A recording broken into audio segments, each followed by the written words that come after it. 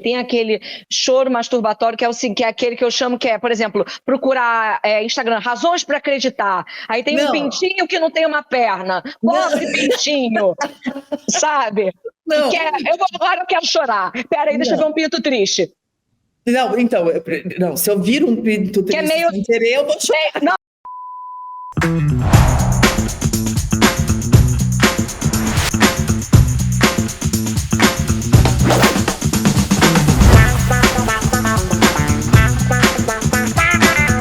Minha querida Pietra Príncipe, que bom te ver novamente. Que bom te ver, Flávia Tavares. Como está? Tô ótima, e você? Também, tô bem. Eu tô aqui no Rio, nós vamos falar disso daqui a pouco. Porque sempre rende alguma coisa falar de Rio.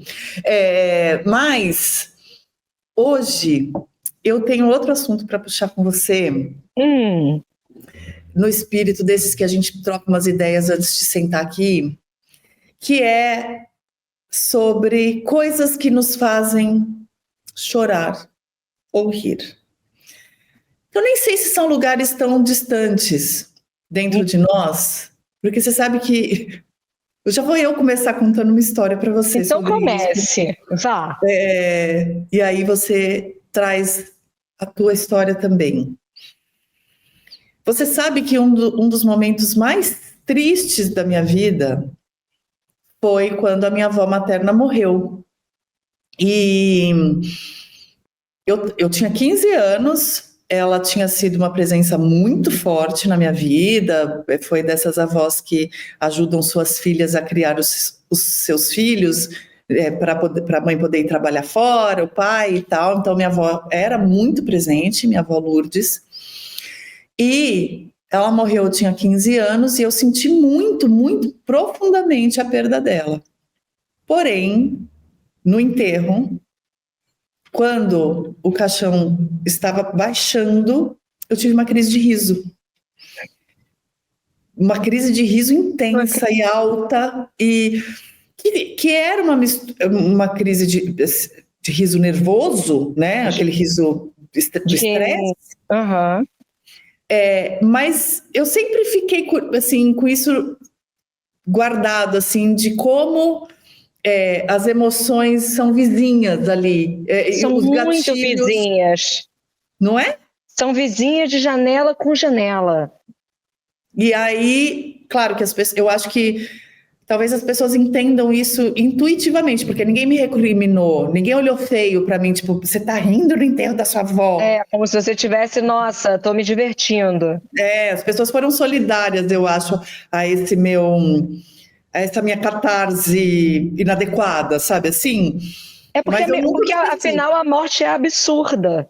E aí ela vai gerar coisas muito absurdas em torno. É um absurdo mesmo. Apenas um recorte. Quando meu pai morreu e eu tive que ajeitar lá o velório online, eu estava no fim.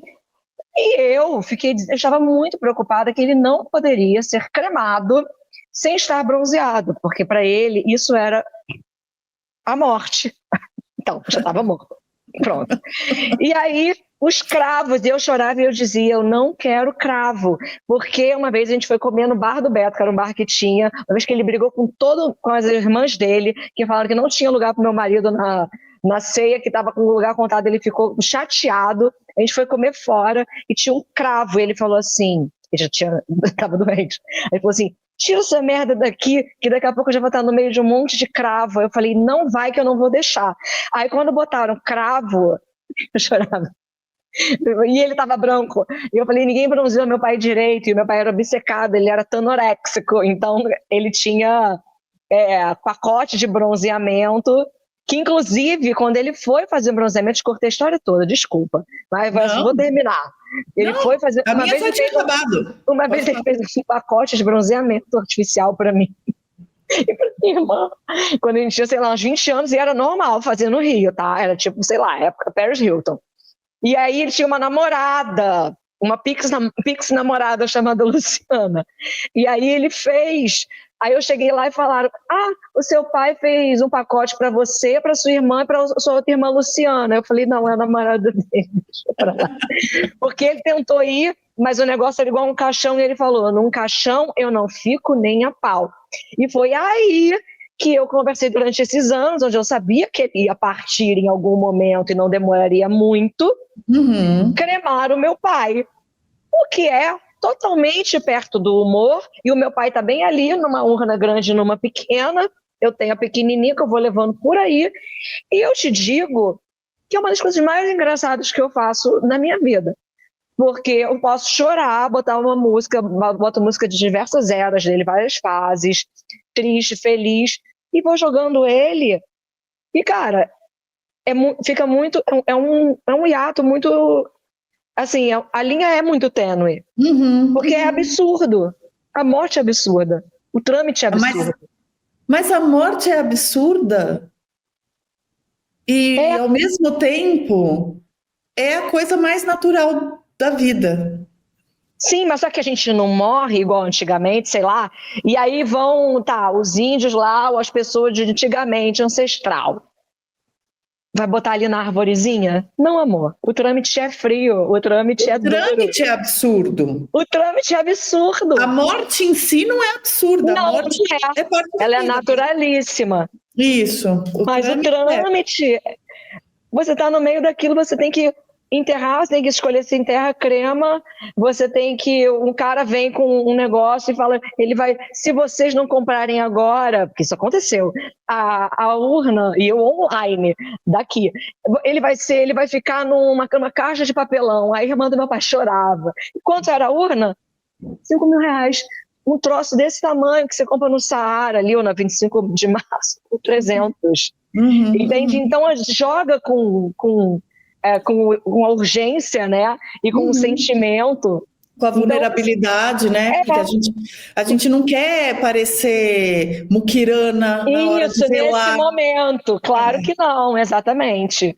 A Luísa já sendo enterrada. A Luísa já sendo enterrada na Capela Premium. Isso não é um deboche? Capela Premium. É um deboche.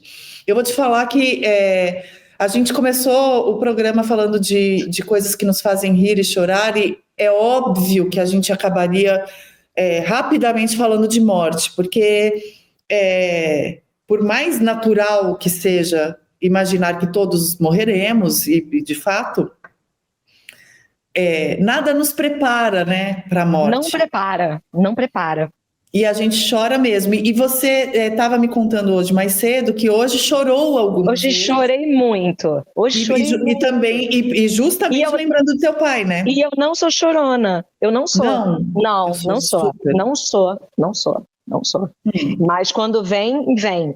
Mas aí foi porque eu comecei a escutar Toquinho, que era aquela música de quando a gente era pequena, que tinha aquele... Aquarela do Toquinho, que vai voando, e qualquer desenho um sol amarelo. E aí a gente conhecia do lápis de cor, e eu lembro de estudar essa música no colégio, e ela ficar na minha cabeça.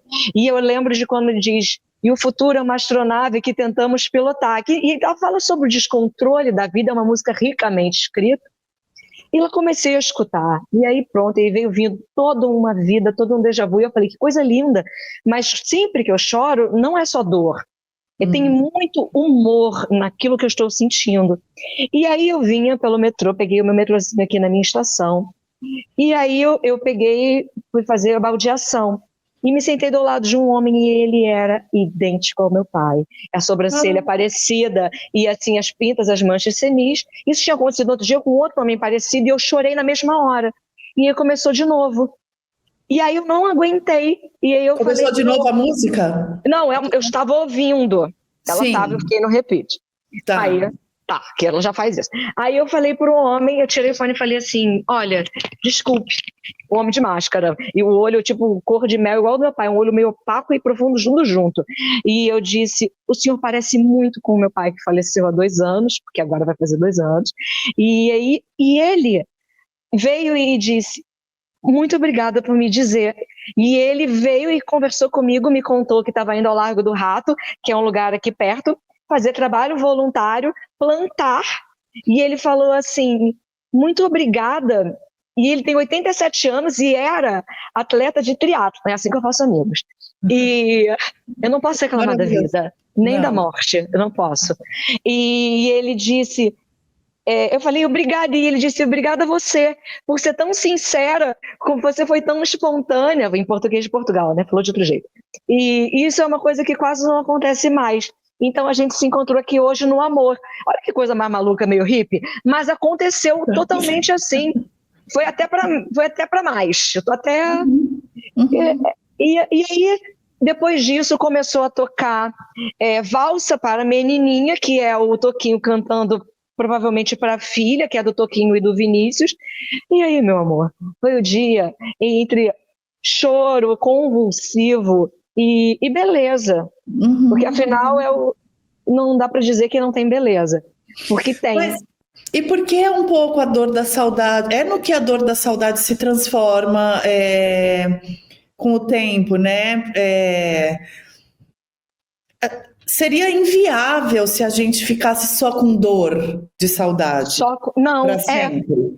A gente precisa e consegue processar isso em poesia, ainda que doa, ainda que seja dolorido. Isso, né? É a paixão. Um dia o meu pai me explicou isso, e eu era pequena, e eu achava que paixão era de namorado. Aí tava paixão de Cristo, e ele falou, fico melancólico. Ele falou, hoje eu tô apaixonado. Eu falei, por quem? Aí ele disse, porque eu tô com saudade do seu avô. Eu falei, como assim? Aí eu era pequena, ele falou, paixão é quando você fica curtindo a sua dor, o seu sentimento, a sua saudade. Então hoje eu tive a clara lembrança disso, e eu falei, nossa, eu não queria parar de sentir isso nunca. Que bom que não é só dor. Que bom que a poesia da dor, ela é mesmo uma paixão. E isso é uma mola propulsora que faz você continuar, porque afinal há que se seguir, mas que seja belamente. E que seja engraçadamente, porque sim, eu consigo rir mesmo no meio de tudo isso. E por um acaso o teu pai te fazia rir muito? Porque essa história do bronzeamento artificial, por exemplo, é engraçada. Sim, especialmente porque ele não achava que era engraçado. E eu adoro isso. Esse é o meu tipo de humor. O humor de pessoa que não acha que é engraçada. Entendeu? Ele achava que é engraçado. Que é engraçado acidentalmente. Acidentalmente, porque ele queria ser. E eu acho que eu peguei isso dele. Só que eu assumo e consigo compreender que acaba sendo engraçado o absurdo. Entendeu? Tanto que eu petinjo de laranja hoje em dia, quando não tem verão, eu tenho que fabricar no meu trabalho para ficar tudo muito bronzeado. E, cara, eu tô me tingindo de laranja, isso é a coisa mais absurda do mundo. Vou num lugar chamado Sol Mania, que a Marta me tinge, e eu agora vira, e eu igual um peru de Natal. Correndo, bizarro. E o meu pai não queria ser engraçado. E ele falava, e aí ele disse no final assim, antes de morrer, olha, ele tava magro, todo fodido, sem sobrancelha, quase que ele fez uma micropigmentação, eu juro, cara, pelo amor, ele não achava, porque ele não queria ter sobrancelha, mas não ia dar tempo. Aí eu falei, pai, pelo amor de Deus. Ele falou, olha, que me deu pena e vontade de rir ao mesmo tempo. Estou magrinho, essa barriga aqui, eu vou manter. Pensei, pai, não vai dar tempo. Mas, assim, então ele sempre foi assim, entende? Ele sempre teve muito o ridículo e o medo do ridículo. Você é meio doido? E aí eu acho que eu herdei dele, eu acho que em algum momento quando eu disse para ele, pai, te matei na análise, te superei, eu acho que foi quando eu assumi o meu ridículo e segui. Deixa ser ridículo. E isso é um prazer de viver, eu juro. Eu acho que foi quando eu assim, encontrei a glória. Pronta para a próxima confusão. É isso. Agora, você falou que você chora pouco, né? Eu choro muito, eu choro até em propaganda de margarina. Não acredito. Eu choro em propaganda de banco de Natal, mesmo sabendo que banco não vale nada, eu choro nas propagandas. Eu choro em filme, eu choro em filme de comédia, Tá. eu choro no Esqueceram de Mim. Você chora no Esqueceram de Mim? Na hora da bomba, na hora que ele fica sozinho no primeiro momento, eu choro. A minha filha de 9 anos tira sarro de mim. Ela ri, ela não chora. Ela já chorou em filme, ela já teve filme que ela chorou, mas ela não só ainda... Veja, a maioria dos filmes infantis não é de chorar.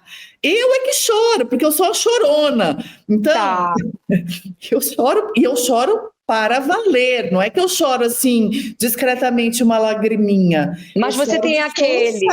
Você é dessas pessoas que tem aquele choro masturbatório, que é aquele que eu chamo que é, por exemplo, procurar Instagram, razões para acreditar. Aí tem um pintinho que não tem uma perna. Pobre pintinho, sabe? Não. Agora eu quero chorar. Peraí, deixa eu ver um pinto triste. Não, então, se eu vir um pinto triste sem querer, eu vou chorar. Não, eu também, eu não quero nem o pombinho, nada disso. O pombo não tem culpa de nada. Não, mas pombos. Não, eu faço outra coisa de choro masturbatório. Tá. Quando eu tô curtindo uma fossa, quando eu tô apaixonada na fossa, tá. Eu ponho música que eu sei que vai me fazer chorar. Que você fica sendo seu próprio Lavon Trier em Dancing in the Dark. Isso. Então, que, aliás, o Dancing in the Dark, que é o filme com a Bjork, isso, que é o filme que eu mais chorei na minha vida, disparado, e que eu assisti sozinha. Eu gosto muito de ir ao cinema sozinha, eu sempre gostei. Faz tempo é a melhor companhia. Adoro. E aí, eu fui assistir sozinha. Eu morava em Higienópolis, em São Paulo. E eu morava bem do ladinho do shopping Higienópolis. Já sei qual é o shopping, já sei tudo. Tô imaginando certinho. Eu fui ali, assim, num dia de semana à noite, e assisti o Dançando no Escuro. E eu chorei tanto, mas tanto. A sorte é que o cinema estava praticamente vazio. Mas eu chorei tão compulsivamente que o segurança veio me perguntar se eu estava precisando de alguma coisa, de ajuda. Porque eu me descontrolei. Você se descontrolou. Descontrolei. É um dos meus filmes favoritos na vida. Eu sou muito fã da Bjork musicalmente. E cover? Mal sabem vocês que ela também faz festas infantis fantasiadas de Bjork, é mentira. De cisne no Oscar.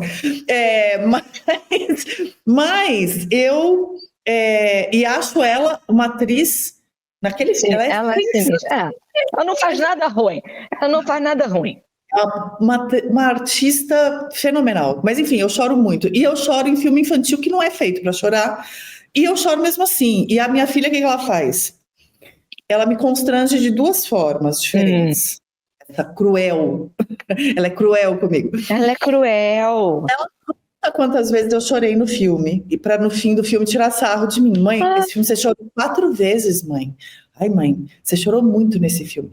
E a outra coisa que ela faz, que é associada a essa primeira, é que ela, já antevendo que eu vou chorar, ela meio que me assiste assistindo ao filme. Então, ela tem hora que eu olho para ela não tá vendo a TV, ela tá me vendo, assim, para ficar me ela tá assistindo a mãe chorar. Isso. É um leve sadisminho, assim, bem sadisminho infantil. Eu vou pagar essa terapia dela mesmo. Não, vai pagar. Ela que lide. Ela que lide. Mas sim, eu choro muito, Mas, filme de criança é um pouco para chorar sim, meu amor, porque tu já assistiu o Rei Leão. A obsessão com o Rei Leão voltou. O Rei Leão, não tô falando desses com boneco do Circo Xangai, não, que eu não quero nada disso. Não gosto de boneco desenhado. O antigo de 93 é triste demais, quando aquele pai morre, meu amor. O que é isso? Vou te falar, o filme infantil que eu mais chorei, eu não chorei de tristeza, eu chorei de emoção, a emoção mais pura. Então, voltando ao humor. Aí a conexão dos dois. Eu choro em quase todos, mas o que eu mais chorei, o que eu mais me dediquei ao choro, porque tem isso também, né? Ainda entra a atriz, né? Você acha que entra um pouco? O poeta é um fingidor? Não. O que entra é o seguinte, é a predisposição, é você ir testemunhar uma obra artística tão desprotegida, exato, que você tá praticamente, se você é chorona já como eu, você já tá pronta você já sabe que você vai chorar. Então, tem um pouco esse caráter masturbatório também da música feita para chorar. Sim. Porque eu vou para os filmes já falando, não, hoje eu quero me emocionar. Eu estou aqui para me emocionar, vou deixar acontecer a emoção. Mas esse filme que eu mais chorei o cinema brasileiro foi muito feliz em realizar 2 filmes da Turma da Mônica. O Turma da Mônica Lições e o Laços e o Turma da Mônica Lições. Eu vi hoje em dia, eu tenho que ver. Se você gosta de Turma da Mônica, eu Eu Então. amo. Foi o único trabalho que eu fiquei triste e não consegui na vida, que me chamaram para ser roteirista, e eu tinha, só que o Maurício gosta que desenhe tudo. E eu não sei desenhar do começo até o fim. Mas depois outro dia eu conto. Não, mas a história é boa. Tenho interesse. Tem histórias com o Maurício também. Eu tenho também uma, vou te contar. Mas enfim, mas só para concluir essa primeiro. Conclui. O filme, o Laços já é uma poesiazinha e eu já tinha chorado um pouco. O Lições, que envolve descobertas deles ali na fase dos 9, 10 anos, e rupturas da turminha, e reencontros, e... só de lembrar, meu olho enche de água. Eu fico tão emocionada, eu fico completamente envolvida e eu choro, desabo. Mas é que a Turma da Mônica é uma coisa fora da curva, né? Esse elenco foi feliz, e a direção é feliz, e o roteiro é feliz. Então, é um conjunto, a trilha sonora é linda. E aí teve um terceiro, que não é exatamente o mesmo elenco e tal, mas é a mesma equipe de produção, roteiro e tal, que é o do Chico Bento, que é outra poesiazinha, e eu chorei de novo. Que só o Chico Bento por si só, né, a premissa já é toda, tudo é lindo, não tem, e desde a Turma da Mônica antiga, de quando a gente era criança, e ficava, sei lá, a estrela do Natal lá, e aí a estrela ficava lá triste, e a sereia do rio, que tem a TT Espíndola, pousada água do Rio Quente, e ela cantando, e sempre que eu escuto Dark Side of the Moon, eu acho que é ela que está cantando no vocal, porque eu acho igual. Muito bom, muito bom. Eu sou o louco do Cebolinha. Qual é o personagem? Qual você é da Turma da Mônica? Então, é a minha história com o Maurício. Quando eu entrevistei, eu numa outra encarnação, eu trabalhei na Isto é Dinheiro, que é uma revista de negócios e tal, que eu nem sei se existe mais, porque era, enfim. É porque não existe mais dinheiro. Não, enfim, só para 5 pessoas, enfim. Complicada. Mas eu fiz uma reportagem com o Maurício de Souza, eu não me lembro para quem que ele tinha vendido, eu acho que ele estava saindo da Panini e indo para a Editora Globo, ou era o contrário, eu não me lembro, porque eu não tenho memória. Mas era alguma coisa de negócios em torno da Maurício de Souza Produções e do negócio de gibi, do negócio do papel, não do negócio... E aí eu fui entrevistá-lo. Foi assim, imagina, como jornalista, é desafiador entrevistar ídolo, sem cair na babaquice, fazer as perguntas que tem que fazer e tal. E ao mesmo tempo, quando não é uma denúncia, né, não era uma matéria denúncia, era uma matéria ok, assim, então também dá para você fazer um pouco o jogo da fã, sem se comprometer, né? Então, quando acabou a entrevista, depois que já tínhamos terminado, encerrado, feito as fotos, eu pedi um autógrafo. E aí ele me perguntou, qual é o seu personagem preferido da Turma da Mônica? E eu não hesitei nem por um segundo. É o Louco? É o Louco? Meu. Eu acabei de falar. Você não viu? Você falou, não vi, não. Tá gravado, todo mundo tá vendo. E eu sou o louco do Cebolinha. Qual é o personagem? Qual você é da Turma da Mônica? Olha aí, mais uma coisa em comum, Pedra Príncipe. Que loucura! Que loucura! Tem até a meia, que é uma de cada pé. Não, e o Louco para mim é genial. É um personagem genial. A Turma da Mônica inteira é genial, mas o Louco é genial. E aí ele me deu o autógrafo, ele fez um desenho do Louco, tá pendurado na minha parede quando a gente tá conversando, que eu hoje não tô em casa. Ele fez um desenho do Louco, e aí fez o balão, e aí assim, oi Flávia, tudo louco com você? Posso contar minha? Vou contar minha também, tem história com o Maurício, posso? Do nada, hein? Olha, estava eu, nessa época eu apresentava Papo Calcinha, e aí eu era cosplayer, musa dos nerds, tinha essa loucura, mas eu sempre gostei de me fazer de outra pessoa, sem ser atriz, mas aí eu tava de cosplay, com cosplay da Emma Frost, que é dos X-Men, não pergunte, tá? A casa do pai tem muitas moradas, imagina desta mulher que nem mãe é. Aí tava eu lá na Comic Con, e aí Maurício de Souza estava lá, e eu tava cobrindo a Comic Con. Aí eu fui falar, eu falei assim, eu quero falar com o Maurício, e aí chegou um cara, um assessor, e disse assim, o Maurício não vai falar sobre sexo. Sabe o que acontece? Eu não ia perguntar sobre sexo, eu tava cobrindo a Comic Con, um gato. Chega o Maurício e diz o seguinte: olha, deixa eu te falar uma coisa, professor dele. Eu tenho 10 filhos. Se tem alguém que pode falar de sexo, sou eu. Que resposta maravilhosa! Meu Deus, que momento da minha vida. Olha que coisa fabulosa. E ficamos lá conversando. E eu tenho também, no meu, eu tava com um terninho, aí tem o Milo Manara, aqui, chique. Eu não sei quem é Milo Manara. Milo Manara é um grande desenhista de desenhos eróticos belíssimos, italiano. Desenho mais lindo do mundo, Clique, os livros lindos, eróticos, de muita nudez, é a coisa mais linda, é lindo, lindo, de morrer. E aí eu tenho o Milo Manara aqui, que era tipo um corset branco com coisa, que era a Emma Frost, professora, e aqui o Maurício. E voltei para casa toda feliz e contente. E Maurício, meu amor, pegou o estigma, e jogou no lixo. Eu sempre tenho uns personagens que me ajudam a dizer assim, tem nada de errado com as coisas que você está falando? Vem, vambora. Então, mas olha como a gente... Como é tudo coerente, né? A gente é muito coerente. Parabéns por ser tão coerente. Porque a gente é louco. Do Cebolinha. Não, e mais que isso, a gente começou falando de coisas que nos fazem rir e chorar. E a Turma da Mônica, eu acho que tem uma coisa que é algo que eu e você prezamos muito e que conversa muito com tudo isso que a gente está fazendo aqui e com quem a gente é e tudo mais, que é tratar as coisas da vida com muita naturalidade e, ao mesmo tempo, com profundidade, com poesia, com humor. E sem deixar de se espantar, né? Porque quando ele trata... Olha como o Maurício de Souza é rico. O que o meu segundo personagem favorito é a Dona Morte, que é um personagem também incrível, porque tem que lidar com tanta coisa, não falta nada a Turma da Mônica, e quando está faltando eles vão lá e não tem problema em acrescentar, e olha o quanto a gente tem para aprender com isso, né, porque a gente está numa idade onde o mundo não, até quem é mais novo que a gente, né, o mundo vai mudando e as pessoas ficam tão caretas, e eu não quero mais aprender coisa tal, eu não posso falar o pronome neutro, eu não posso fazer no meu tempo que era bom, fantasias, que, poxa, todo mundo tem nostalgia sobre a vida, né?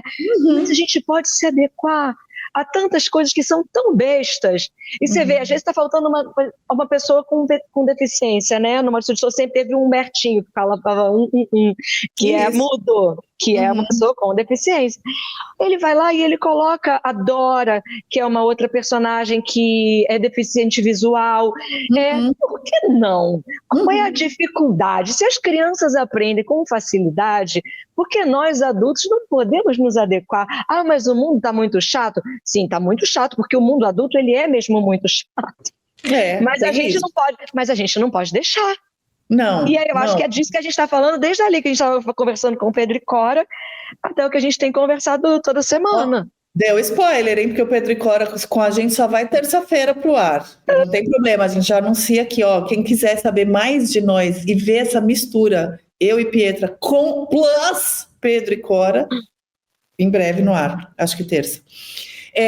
Mas sabe uma coisa também que eu gosto disso, que você acabou de falar, e que eu noto, inclusive porque vira e mexe viraliza.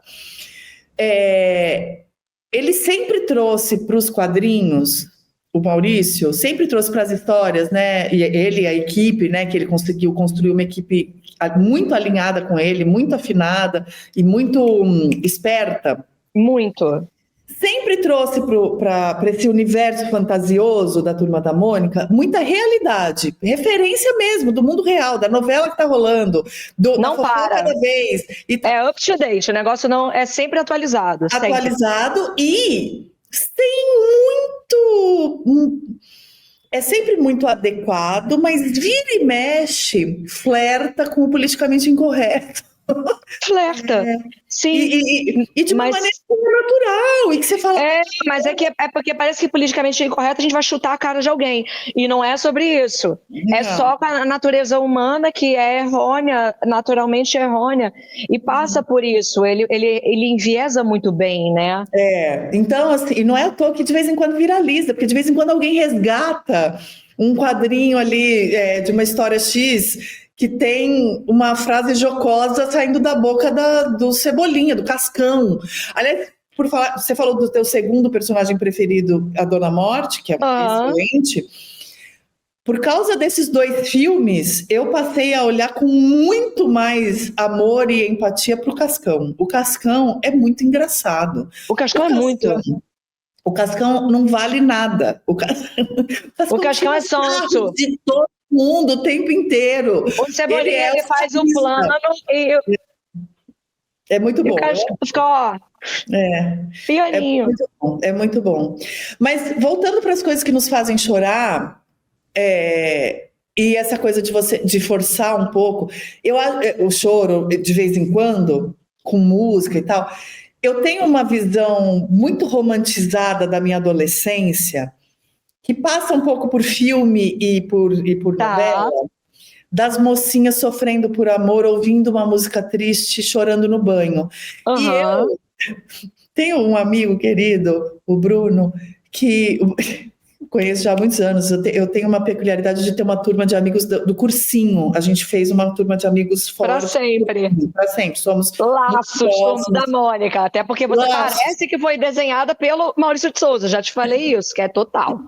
Ai, adoro. Mas o Bruno uma vez falou para mim, não sei que tal coisa, nossa, tal coisa, tirando sarro, né? Tal coisa me magoou, vou chorar no banho. E eu adoro essa ideia do chorar no banho, eu romantizo. Então, assim, toda vez que eu preciso desabafar comigo mesma e tô precisando extravasar algum sentimento, eu armo uma cena. Aí tem o lado atriz. Atriz, tá.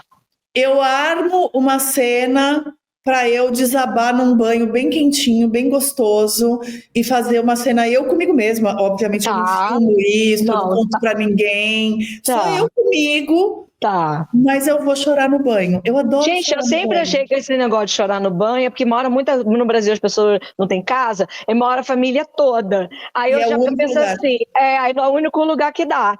Que tem privacidade. Chorar aqui, ó. Porque é gostoso, é porque você já chora, já faz, ai meu Deus, e aí já faz. Já faz. E aí, eu só não faço a parte de encostar na parede e ir escorregando para baixo. E escorregando assim, tipo... Isso eu não faço. Mas eu sei lá, eu acho o banho um baita momento de reflexão, na verdade. Eu tenho muita... Mas eu adoro banho. Banho banho... eu acho que ajuda na minha depressão, ajuda na minha criatividade. É um momento muito... muito demais. Sensação com água. Isso, a água. E a água, eu gosto de banho fervendo, né? Eu gosto de banho a 50 graus. Ah, não, você não. Você é carioca. Frio, não. Mas banheira, coloquei uma banheira no meu apartamento alugado, foda-se. Foi um luxo que eu fiz. Porque eu gosto de ficar na banheira igual um saquinho de chá ali, adoro. E aí eu boto Madame Butterfly. E aí eu fico me sentindo Elton John naquele momento. Esse é o meu drama. O banho tem uma coisa cenográfica forte. Eu não sei se é por causa de novela e de filme. Sei lá, mas eu gosto. E aí aqui tem aquele chuveiro que tem que, para o cabelo não ficar maduro, que o meu cabelo já fica uma pedra de água calcária. Aí ele tem umas bolinhas, aí eu gosto de filmar, tô sempre filmando tudo. Aí eu gosto de filmar a bolinha descendo. E aí eu gosto de cuspir a água, porque eu gosto de imitar as estátuas. E a minha maluquice vai embora com o banho. Adoro, mas eu lembro de todos os banheiros da minha vida, das casas que eu morei. Com banheiro azul, com banheiro preto do meu avô. Adoro banheiro. Banheiro. Eu reformei o apartamento onde eu moro hoje, não é alugado, é meu, né, do meu marido. E eu reformei para pôr banheira. Uma das razões de eu aumentar o banheiro foi para pôr uma banheira. Eu adoro. Banheira é tudo. E aí, assim, né, a minha mãe tinha na casa dela, eu usufruía muito, aí agora ela não tem e eu tenho. E eu adoro banho, eu adoro cheirinhos diferentes de banho. E uma das coisas que eu mais me ressinto da correria do dia a dia é que, atualmente, culpa do Pedro Doria, como a gente já solidificou no programa passado, mas não é o fato de que durante a semana eu não tenho tempo de tomar banho com calma. Eu tomo banho sempre em 5 minutos, correndo, pensando na pauta, pensando nas tarefas, acabou. A hora que eu vi o banho já acabou. Aí no fim de semana eu tento tomar banhos mais Momento do longos. banho. Isso. Não, eu agora, que tô esperando o Guilherme vai presa nova, tô louca pra poder ficar lá tomando banho. Horas de banho. Horas de banho. Ih, minha bateria. Vai acabar? Já acabou? Tenho Como é que 5%. você acha bonito? Isso, mas vamos. A gente vai, ó, público querido, se a Pietra cair, porque acabou a bateria, aí a gente vai fazer um. Deixa eu tentar E aí a gente vai dar uma editadinha, a Isa, nossa querida editora, vai dar um. E Isa vai me E aí a gente volta. Pietra, a gente falou de chorar, de rir, mas agora eu vou misturar as duas coisas. O que te faz chorar de rir? Tem alguma coisa? Eu acho que Você ri muito? Você ri assim de eu gargalho pouco. Eu gargalho pouco, eu rio mais por dentro. Eu me divirto muito. Eu acho que eu tenho uma constância do divertimento quase o tempo todo. Uhum. E aí eu gargalho pouco. Eu acho que eu gargalho quando eu perco o controle, que alguém inesperado diz alguma coisa inesperada. E eu acho muito genial e absurdo, e aí eu passo mal, eu perco tudo. Totalmente. E aí chega assim, aquele choro de lacrimejar, de tudo. Sim, eu fico, sabe como eu fico? Hebe Nair. Sei. É a Hebe rindo. O Guilherme fica, até o olhinho fica assim, igual. Tipo assim, cara, eu passo mal. Totalmente, eu me transformo. É raro conseguir isso, é raro. Mas eu acho pra todo mundo. Né? Não é? Porque senão é meio mentiroso, né? Não, se bem que tem gente que tem um riso muito fácil, realmente, assim, aquele riso grande e fácil, né? E todo dia na internet, vendo memes e gargalhando, eu não consigo imaginar.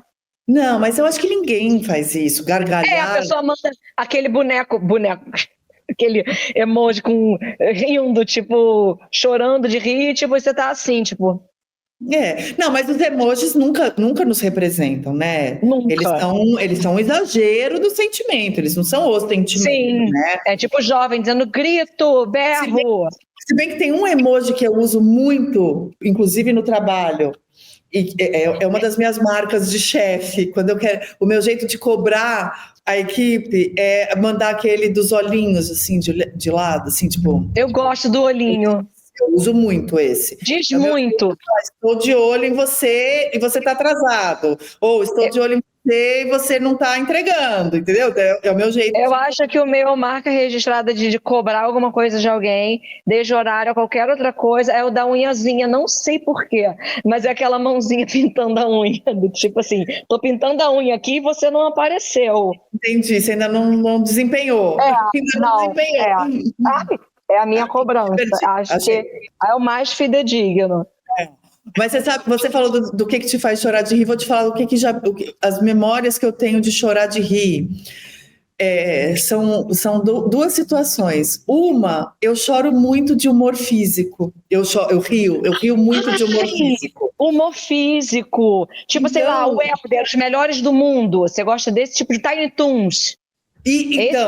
Mas da vida real, do que acontece sem querer na vida real. Sim, na vida. Então, tem 2 episódios que eu me lembro que eu chorei de rir, assim, mas de faltar o ar, de ficar com aquela risada que é esteticamente horrível, assim, de você né, fazer umas coisas assim, tem uns espasmos no meio da gargalhada. Pokémon, Isso. Uma delas foi uma vez que eu estava com o Patrick, meu marido. A gente ainda era namorado, numa pousada, numa praia aqui do litoral de São Paulo, e aí tava, sabe assim, aquela situação de praia, verãozão e tal, e muito pernilongo. E a gente estava, eu não me lembro se não tinha ar-condicionado, mas enfim, a gente estava deitado na cama, assistindo, sei lá, era uma época que eu e ele, a gente via muito futebol, muita mesa redonda e tal, então devia ser alguma coisa de futebol, fim de dia, assim, depois de curtir o dia da praia e tal, já tomou banho antes da janta, sabe? Aqueles 6 da tarde de praia. A gente estava lá deitado, e ele estava sem camisa, com o controle remoto, em cima da barriga, assim, entre o peito e a barriga, e pousou um pernilongo nele, e eu, completamente joselita, sem noção, mas assim, sem más intenções, eu falei, Paty, não se mexe, e pá, deu para matar o pernilongo, e o controle remoto voou, e ele, e não sei o que, e cara, eu ri daquilo, porque foi involuntário, eu não fiz de propósito, mas foi tão idiota da minha parte, mas foi humor físico. E foi forte pra caralho. Se você coreografasse, não dava. Não dava, e foi bem cena de trapalhões, assim, tipo, peraí, não se mexe, meter sabe? Então, assim, esse humor bem banal, bem raso, bem rasteiro, bem físico, mas tem que ser espontâneo, tem que ser uma coisa sem querer. Maravilhoso, é incrível. E um outro também foi com ele, mas aí não agredi ele, não. Foi que a gente dessa vez não. Dessa vez não. Mas a gente estava num trânsito, assim, desses que faz na estrada quando cai a BR-116, que liga São Paulo ao Sul, quando tomba um caminhão e faz um desses trânsitos que bloqueia a estrada. Então, você sai do carro, você desiste, né? Fica 6, 7 horas parado. E aí o menininho do carro da frente foi descer do carro para fazer xixi naquela ilha que separa os dois lados da estrada. E aí ele era muito atrapalhadinho, o menino, tinha uns 8 anos e tal. E aí, ele era um morrinho e ele fez xixi para cima. E aí o xixi escorregou pro pé dele e ele escorregou. E aí ele riu e ele saiu todo cambaleando. E eu e o Patrick, a gente riu daquilo por uns 40 minutos, sem parar. E também, muito bom rir assim. Porque, assim, foi um humor físico involuntário, sabe? E é uma delícia. E é raro, e é uma delícia. É raro, não acontece sempre. É muito raro, mas é muito bom. Eu te desejo uma semana cheia de risos e choros e tudo que você sentir vontade de expressar, meu amor. E eu te desejo que você tenha tempo. Já tem 2 desejos. O desejo da semana passada e dessa, hein? Que a semana passada é hora do café para ouvir as vozes da sua cabeça. E agora, qual é a outra? Um longo banho. O tempo para o longo banho. Exato. Se bem que é até bom não ter todo dia para valorizar. Porque aí a hora que tem parece que fica até mais gostoso. Claro que não. Longo banho, tudo bem. Mas o café, a gente não é inegociável. Senão vou ligar para a sua analista. Infelizmente não estamos em tratamento no momento. Pretendo voltar rapidamente. Já tem mais uma próxima pauta. Então pronto. Então tá bem. Um beijo, minha querida. Até semana que vem. Até semana que vem. Tchau. Tchau. Deixa eu abrir umas aspas aqui. Muito obrigada pelo trabalho que vocês realizam, pela seriedade, por não estarem no jogo da internet que fomenta a polarização. Fecha aspas. Foi o que escreveu pra gente uma das nossas seguidoras, mas olha, ela não tá sozinha. Cada vez mais tem gente que reconhece que o debate público não precisa ser uma guerra, porque a democracia, ela se constrói com diálogo. Outro comentário. Sigo pra ficar bem informado e fugir das bolhas de um e do outro extremo. Outro. O meio faz um trabalho excelente ao mostrar que existe um caminho diferente do Lula e do Bolsonaro. Mais um. A imprensa tem papel fundamental na proteção da nossa democracia. Vocês são incríveis. O meio existe para isso, para defender o direito de discordar, a liberdade de debater, o fortalecimento do pensamento crítico como ferramenta de futuro. Então, se você busca se informar com profundidade e liberdade, o meio é para você. Além dos conteúdos gratuitos, assinando o Meio Premium, você tem acesso a newsletters especiais, reportagens exclusivas e um streaming com catálogo exclusivo. Assina, você não vai se arrepender.